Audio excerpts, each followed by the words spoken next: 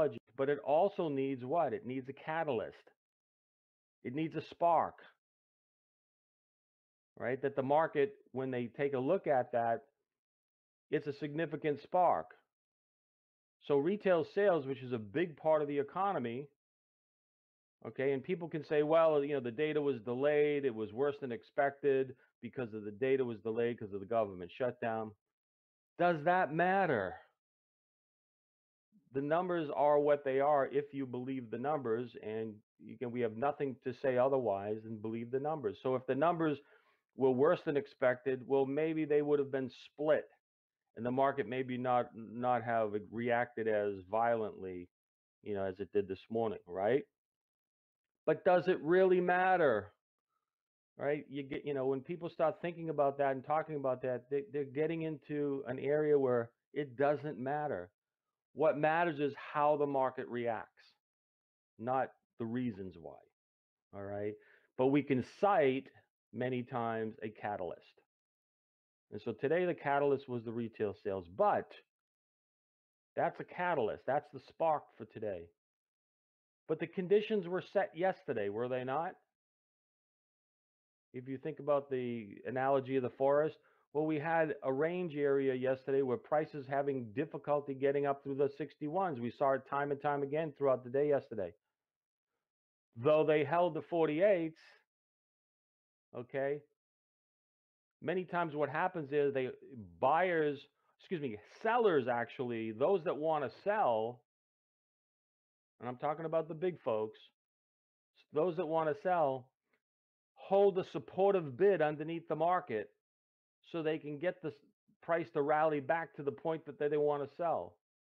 Geez, why do they do that? Because that's what they do, right? They want to make the market look as though there are buyers and there's support underneath the market, right? So when that happens, then the idea is to attract people to come in and buy, and then push the price up, only for them to do what?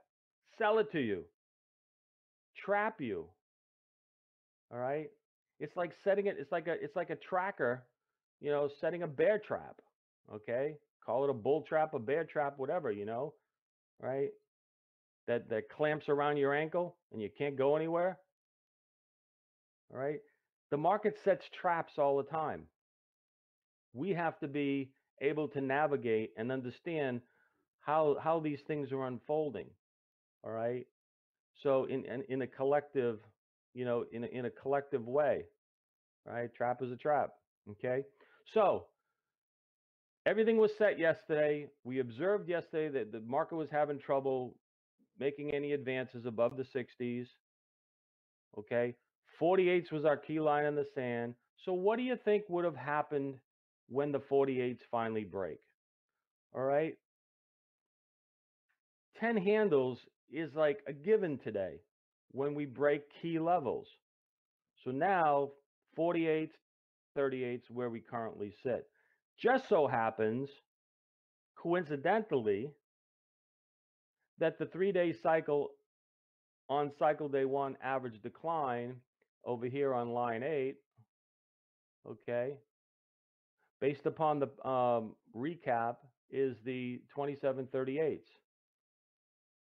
okay, 2740s actually down to 2738s, that zone, based upon the average decline. Now again, that is an average decline. Can it go lower? Yes. May it go lower today? Possibly will. But that's the average. Okay. And then we start dealing with other levels beyond that. We got levels down here at 35s. We got levels down here at 2730s based upon the violation of the cycle day 3 low. Okay. So we have further targets to be able to work with, but for right now, the average decline has been fulfilled. So the initial downside target has been fulfilled. Having the 3-day cycle spreadsheet, all right, before the start of an RTH session, again, we're going over this, now, but I won't be showing this spreadsheet every day.